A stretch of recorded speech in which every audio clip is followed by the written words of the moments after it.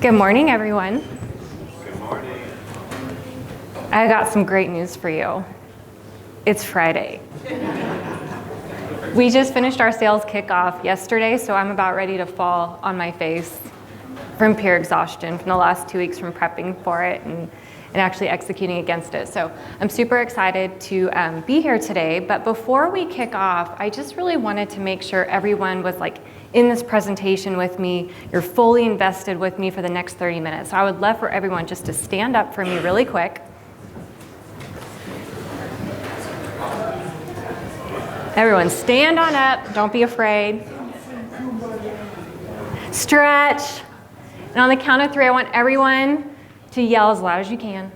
I love sales enablement, and jump as high as you can. And I'm gonna take a picture, okay?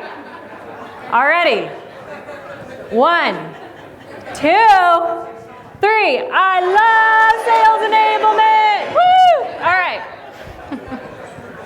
You guys have some blood rushing through now? Do we feel like we can get this party started? Because it's Fun Friday and I had a wild hair kind of come up today while I was driving here about some fun things I wanted to do today with everyone. So welcome, Debbie Varela. I am the head of Global Revenue Enablement at Procore Technologies. For those of you who aren't familiar with Procore, we are a construction management software company, and we aim to improve the lives of everyone in construction by connecting everyone on one global platform. Today I'm here to share with you just some of the things I've learned over the years about how to create a culture of enablement, an enablement ecosystem within your organization. And one of the cool things about this presentation is if you were able to be here yesterday, we heard a lot of common themes around enablement, some of the things people are doing around metrics or around, there was a solo enablement discussion yesterday and talking about how you have to build that culture of enablement, right, to scale yourselves and do things. So I'm gonna tie a lot of that stuff we talked about yesterday into this presentation today, and I didn't even know I was going to be doing that until I heard everyone speak yesterday, so this is pretty cool. So with that, I'm going to go ahead and dive right in, and I think, how do I do this? What's the button to push? The green one? Okay. The big green one. It's not working. The big green one.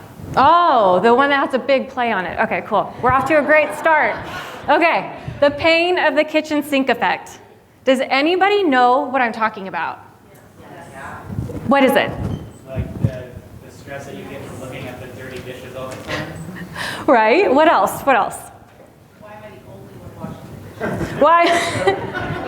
Yes, right? Okay, it's that expression or the phrase that's meant to say that nearly everything has been included or tried, or just about anything is possible, right? That's what we think about. Well, that's oftentimes how I feel as an enablement practitioner when I look at my case queue or when I receive requests from the business. And let me be clear, this is not unique to my role at Procore. This is something I've experienced throughout many different organizations where I've worked, whether it's small, medium, or large. I have received some of the most interesting requests in my role in enablement. Does that resonate with anyone in here? Yeah. Awesome. So I'd love to hear from you guys. What are some of the most interesting requests you guys have received in enablement over the years? Just shout them out. I'll repeat them. I need to have my team ready to do cold calls by tomorrow morning at 9 a.m. Do cold calls by tomorrow at 9 a.m. That is definitely crazy. What else? Reduce onboarding from 10 weeks to 3 weeks. And have everyone hit their quota in 3 weeks too, right? Yeah. I manage Showpad. I need you to get through all 1,000 assets sorted and updated in less than a week. So Have to sort and organize all 1,000 assets in 1 week. I'm sure that was really, really fun. Before SCO. What was that? Before SCO. Oh God, I would definitely be back in that corner in the fetal position right now if I were you. Okay, awesome. So when you guys received some of those requests, what did you think to yourself? Did you think is that what they think I do? Yeah, or do they really think I do that? But should you be doing that? And that's what we're here. That's what we're here to talk about today. So should you really be doing that? And to answer that question, we need to start by defining sales enablement. Let's just level set everybody, right? We've talked a lot about sales enablement over the last day or morning, but really, what is that? So if you put it in Google, you get something back like this. This is the Gartner definition. And Ellen, my friend Ellen here, is going to read this definition for you guys as loud as she can. Process of providing the sales organization with the information, content, and tools that help salespeople sell more effectively. Right? So the process, I'm repeating this for the people streaming, the process of providing the sales organization with the information, content, and tools that help salespeople sell more effectively. Okay, great. We have a definition, but that is incredibly broad. Would you guys agree? Yeah. So let's just pull out some keywords together. Go ahead, just shout them out. What are some words in this definition that resonate with you as you think about your role? Tools. Content. Information. What was it? Process. What else? What was that? Help. Yeah, I guess it does say that in there. I didn't even think about that one. Awesome. Yeah, so I highlighted a few words that resonated with me as I read this definition. And even these are incredibly broad, right? So if I just take one of those words really quick, information. Okay, cool. Information on what? That is like so broad. Information on all of my offerings, on our HR benefits, on our legal contracts. I mean, I could argue that like all of that information could technically make someone more productive at the end of the day, right? What about planning a sales all hands event? Did anybody do that in here? Do you plan all? You guys are laughing. You do, right? What about, because technically that's information that sellers need to sell more effectively. Would you agree? Right, but should you be doing it? What about messaging? Does anyone own messaging in here? Yeah, and technically that's information they need to have more value-driven conversations with their customers, right? So you get the point. I could go on all day here. The published definition of sales enablement is so incredibly broad that it could mean so many different things depending on you and your company or where you work, right? So if it's so broad, our published definition, how do we prevent the kitchen sink effect? How do we decide what's above or below the line? Well, you need to start by clearly defining what sales enablement is to you and your team's role within enablement. And then you need to carve out your little area of enablement. Brandon's like shaking his head because he's like, I've got a charter and this is what I do, right? You need to carve out your little area of sales enablement, and then you need to build your ecosystem of enablement around you. And this is exactly what I'm here to talk to you guys about today, is how to build that culture of enablement or your enablement ecosystem within your organization. Okay, I call myself an enablement practitioner because that's exactly what I think I do. I'm practicing, I'm learning every single day. I don't pretend to be an expert here. I experiment, I try new things every single day, and they don't always work, but sometimes they do. But I learn, I grow, and I try again. So today, what I'm here to do is share with you some of the things that I've had to learn by trial and error. I've been in enablement since 2006, since before it was even like enablement. It was like, hey, guess what? You're the sales trainer? And I had to literally Google like, how do I train salespeople, and put together a program. So I've had to learn a lot through trial and error. And through those learnings, I'm here to share with you some of the things that I've decided have worked for me and been successful. So take what you will from it. But what I do want to say is let's just all get real for a second, okay? What I'm about to talk to you about is not rocket science. Like, I'm not going to blow your minds. So I'm not trying to make you think I'm going to be giving you guys the magic bullet. I'm not going to teach you guys something you probably haven't already heard. So I'm not going to try to even overcomplicate this, okay? And we're going to talk about this in 2 easy steps. The first step is know what you're building. And the second step is to organize and activate your ecosystem. How does that sound? You guys got it? What's the first step? Know what you're building. What's the second step? Ooh, you guys are on fire today. All right, my enablement friends. So step 1, do you even know what you're building? Maybe you do. Maybe you sort of do. You have like, it's clear as mud. Maybe you don't, okay? In whatever category you fall under, it's totally fine. What I like to do is I like to start all my beginnings with my end in mind. Any Covey fans in here? Allison, I know you're command the message, but I'm a Covey girl, and I'm gonna be your best friend because I also think that MedPick is not a methodology, so we'll talk later. Anyway, any Covey fans in here? Awesome, cool. So end in mind for the context of this presentation is what is that overall metric or that goal that you're trying to measure yourself against to say something like, my program was successful, or I need to go back to the drawing board and kind of tweak some things, okay? We're just talking about overall. Now, typically within all my roles in enablement, it's been some kind of like productivity metric. That's the overarching term. But again, productivity can also be a very broad term. So you need to be certain to clearly define what your productivity definition is within your own organization.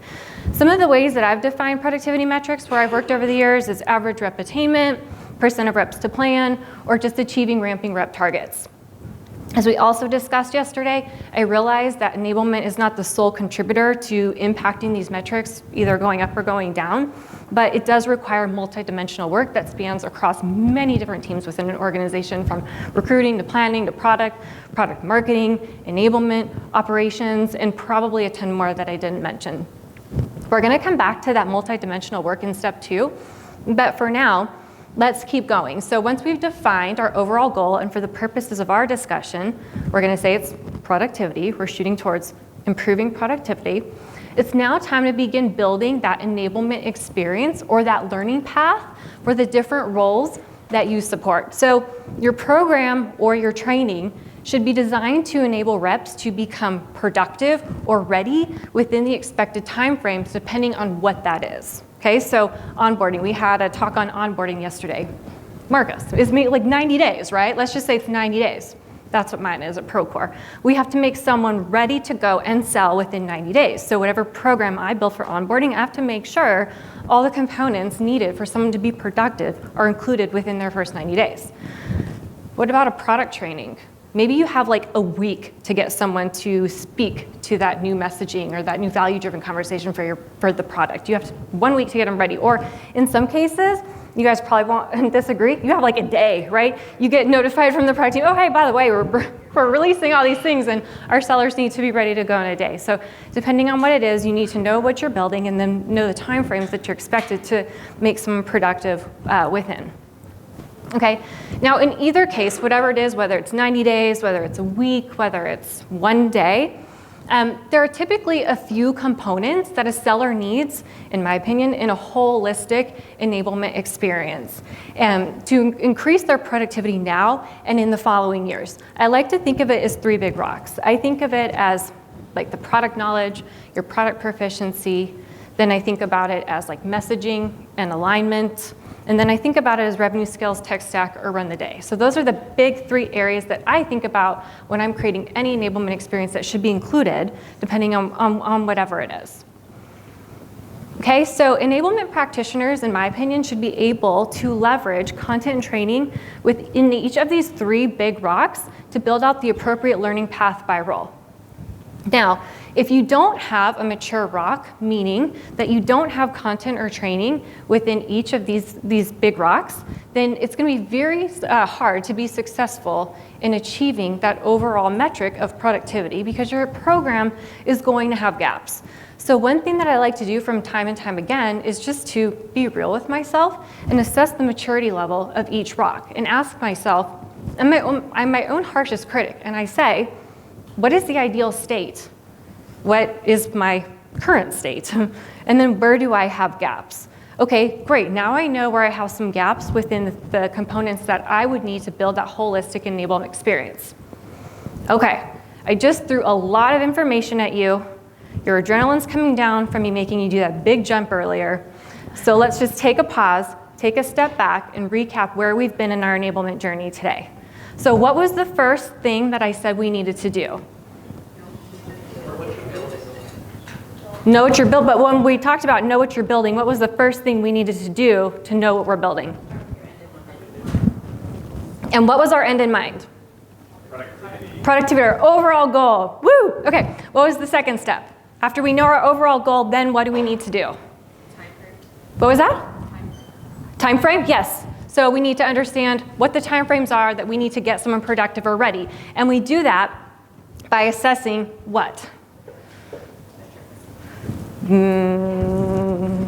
What else?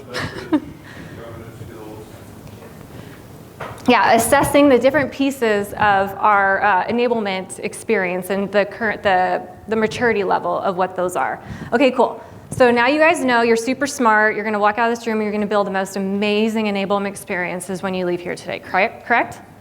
Yeah. Okay, cool. Now what? Okay, so now it's time to move to action. And I'm just going to remind you all why I'm here today, because enablement is not a kitchen sink. We cannot do everything, okay? So I want you to think about now, as you're probably going through your head and thinking about how do I organize my content in those 3 big rocks, where do you have gaps? Where do they exist? Under which rock? Maybe all 3. And that is okay to have gaps under all 3. You probably do. So what do you do from there? You chunk it out. And you have to ask yourself, okay, what is my team responsible for, and what are other teams responsible for in my organization to help me mature these rocks? For example, enablement might be responsible for all the content around the revenue skills tech stack, while maybe a field readiness team might be responsible for maintaining content and producing content within the product proficiency rock. Or maybe there's an audience marketing team that sits under marketing that's responsible for developing all the pitch decks and all the messaging that the buyers need throughout each stage of their buying decision journey. Okay, great. That's a start, okay? We're gonna come back to that in just a minute. For now, we're gonna move to step 2. See, we're already at step 2, isn't that exciting?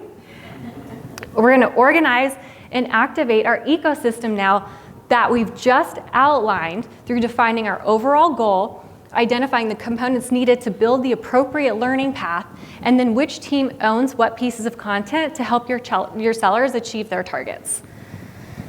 All right.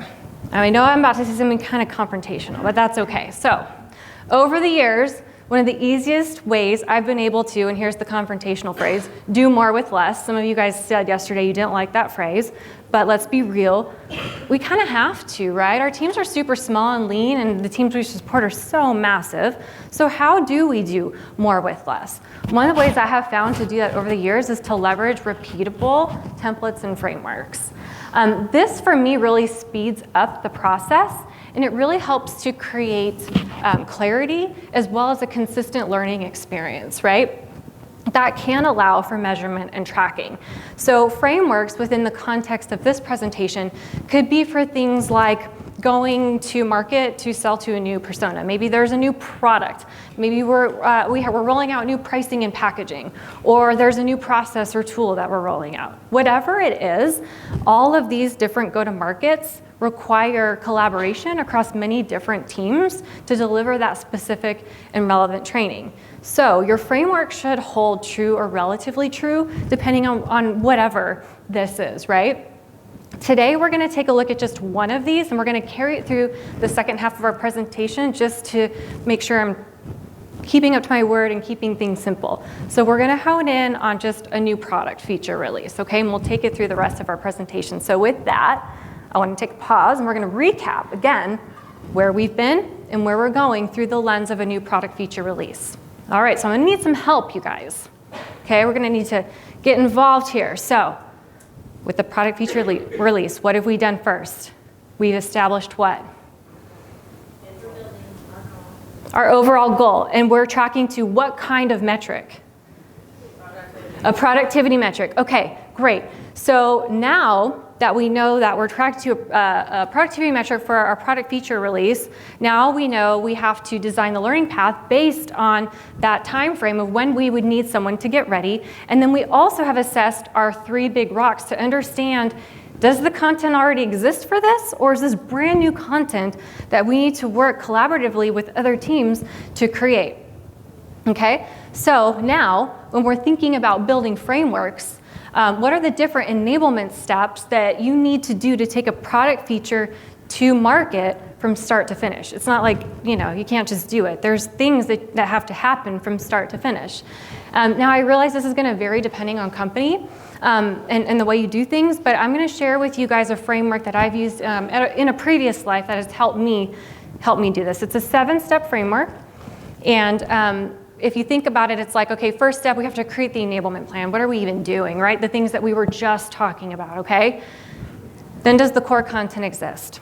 All right, now within the context of our product training, okay, core content exists, it's a product feature release, so now we have to customize that core content to get it up to date with what's new with the product feature release.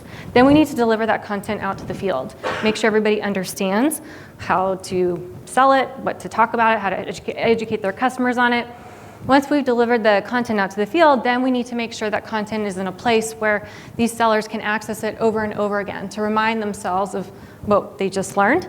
Then we need to move into coaching, making sure they understand how to do it, how to have those role plays, whatever it is, then reinforce that content through ongoing training, and finally measure the impact of what this is. Now, do you guys remember like 5-7 minutes ago when I said that something like this is going to require multidimensional work? Yeah? We're going to tackle that now. This is where it gets real fun. Okay?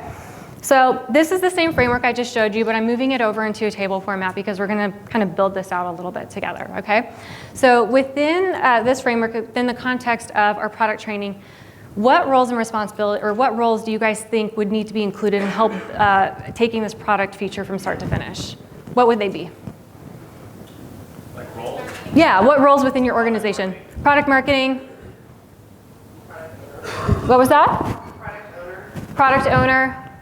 Sales leader. Sales leaders. Enablement. Yep. Okay, great. So you guys understand that now, in order for this to be specific and relevant to the field, we're going to have to involve a lot of people. This is why frameworks are so important, right? So I mentioned earlier that dividing this up across teams, and some of the teams that you just mentioned is great, and it's a great start, but we can step on each other's toes, and there could be a lot of friction when all these different teams are trying to work together. So how do we prevent that friction? How do we work together and make sure we're all going towards the same place? Well, one of the ways that we do this is really defining out the roles and responsibilities of each team. Where do those handoffs happen? What is each team responsible for at each step of the process? Okay? And when I'm talking about handoffs, I am specifically referring to the roles and responsibilities in clearly documenting and articulating this and agreeing upon this across all those different roles that everyone just shouted out here in just a minute, or just a moment ago. So I want to build this out a little bit further with you. I want to show you just an example of how I built this out. I know this is an eye chart, okay? I'm not expecting you to read this. This is more for like visual effect here. But what I'm trying to share with you here is that if you just look at like step 1, this enablement plan and core content, there's like 3 roles in here, right? And they have big chunks. There's an enablement team, a product marketing team, and a field readiness team, okay? Now, each of those teams, they are all responsible for executing against step 1 of this framework. And a lot of times, as I know some of the talks we were talking about yesterday, there's friction between these teams in working together. So we're going to talk about that also in just a moment. But if we're able to identify the handoffs, the roles and responsibilities of each team at each step, it will allow each team to work independently, but also incredibly close. And they won't step on each other's toes or have friction, so that we can also move more effectively towards that overall goal of improving productivity. So, and you'll see on here, you know, even in like step 5, there's coaching, it's enablement, revenue managers, revenue advisors, and field readiness. So really establishing that clarity between teams, I think, is really helpful to get people to all move in the same direction towards that common goal. All right, so the final point to organizing and activating the ecosystem, and I only have 6 minutes left, so I'm going to hurry up and get through this, is to ensure that the entire ecosystem is aligned on the golden metric. This is different from the overall goal, so hear me out for just a second, okay? So the golden metric is that data point that you are trying to impact, the actual number, not just productivity, okay? So if the enablement ecosystem is not aligned on the golden metric and the overall goal and objectives, it will be a big challenge to determine that full business value that this initiative can generate. And I think yesterday the CRO was talking about that as well. So if I could have someone read to me what this little blurb says in this white box. Maybe Sean, can you read that for me? Organizations report that 24% of employees understand how their individual responsibilities are linked to the overall strategy. Yeah, so 24% of employees that come to work every day understand what their individual roles and responsibilities are doing to help that company achieve their overall goal. What does that say to you guys?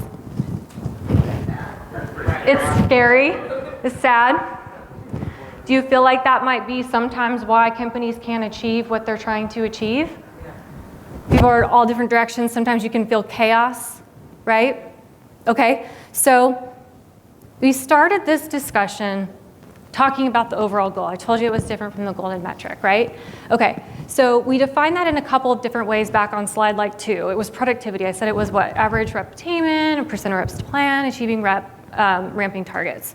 So with the golden metric, we want to actually call out a number. So for the example we've been carrying out through the back half of being a product training, we want to say something like 60% of reps to plan is what we'd be tracking towards to see if our initiative was successful or not. This should be aligned upon between the whole enablement ecosystem that I showed you on that last slide of all of those roles should agree on that as our golden metric so that we can all work very independently. We all know what we're working towards. We're all trying to achieve that one number in our own little like compartments of what we each do in enablement, all doing it together and in harmony. Does that make sense? Cool. Okay, so metrics is where we started this discussion, and it's where we are going to end our discussion today. So with that, I do want to open it up for questions. Just take a moment. I don't have the Slido up, but we can just like shout them out if you want. There we go. Anything that piqued your interest, any questions that you have, any examples of this that you're doing right now that you'd like to share, I'd love to hear that from you guys as well. Yeah. So on your framework question, on your framework chart where you had all the different roles and responsibilities, so are you all coming together in a meeting and filling that all out together? How's that work? That's a great question. So for those of you who couldn't hear, my wonderful friend Ellen here, she was asking for all those different roles when you're talking about working together in a group. How do you do that? Do you do that in a meeting? How are you doing that? And the way that we've done it before is we have core enablement working groups. So if we're launching like a new initiative, and I'll just use Procore as an example because that's the most current. If we're launching a new initiative, we have like a big core enablement working group, and we meet every single week, and that consists of someone from product marketing, someone from finance even is included in those, someone from recruiting. I mean, we have like a representative from each person, and they are part of the enablement group.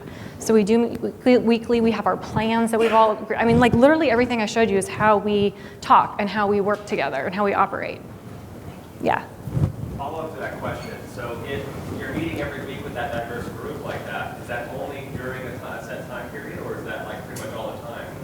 Yeah, great question. So he's asking if we only meet during a certain time period or how does that look? And because of lovely tools like Slack, we can actually stay connected throughout those meetings. So we do have like one meeting, and we try to keep it to like 30 to 45 minutes every time we meet. But then we'll follow up with items that aren't as relevant, more like updates. So we'll use that time specifically to talk about like what are we doing? What's our strategy? Do you guys know what you're supposed to be doing? And in between those meetings, we'll use Slack to update each other. Like, oh, I got the assessment done. I need you to review this. Are you okay with that? So we're still keeping things moving. So we're not just waiting for like those weekly meetings. But is that for like 6 weeks, or is it ongoing? It depends on the project, honestly. We've got initiatives that last 12 months, right? Or it just depends on what it is. Yeah, yeah. What are some examples surrounding around reinforcement would that be a certification or post? Okay, hold on, I don't understand this question. What are some examples surrounding around reinforcement? Oh, like how would we reinforce trainings?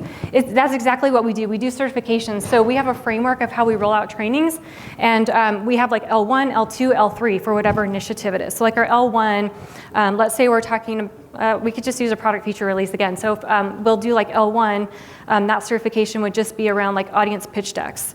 And then L2 would be more around, okay, now can you demo it? Can you demo our standard demo for that? And then L3 is more for like technical roles where it's like, now can you take all those concepts and build your own custom demo? So that's how we're doing reinforcement topics. Oh, next question. Do you Use the framework among your internal enablement team for handoffs. We use that framework, but it looks different. So that's exactly right. The way that my enablement team is structured within Procore, we've got about 17 folks underneath me, and we have like an instructional design team, we have a training facilitation team by region, and then we also have a programs team. And so we have our own frameworks for how we operate together, but they do follow a similar path. They're just a little bit tweaked. Any other questions? No more questions because you guys are just so excited. Yeah.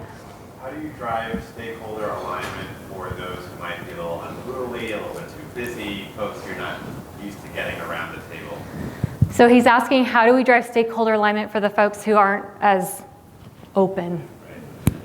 Yeah, that happens all the time. And I will tell you, and I'm not trying to call any team out in particular, but it happens a lot with like my product marketers. It's like they just don't, they're the hardest bunch for me to really connect with. And I will say that we've done tremendous work in the last 12 months with our product marketing team at Procore, and we established an enablement steering committee actually, and that's how we went about it, is we established a steering committee where we could define a lot of these things together. So their skin is in the game and they're okay with it, and they're like, it feels much more like a partnership than if it was an enablement saying, hey, this is what you have to do, and this is what we need from you. It's more like a two-way street, right? Yeah, yeah. All right, I am at time. So thank you very much, everyone.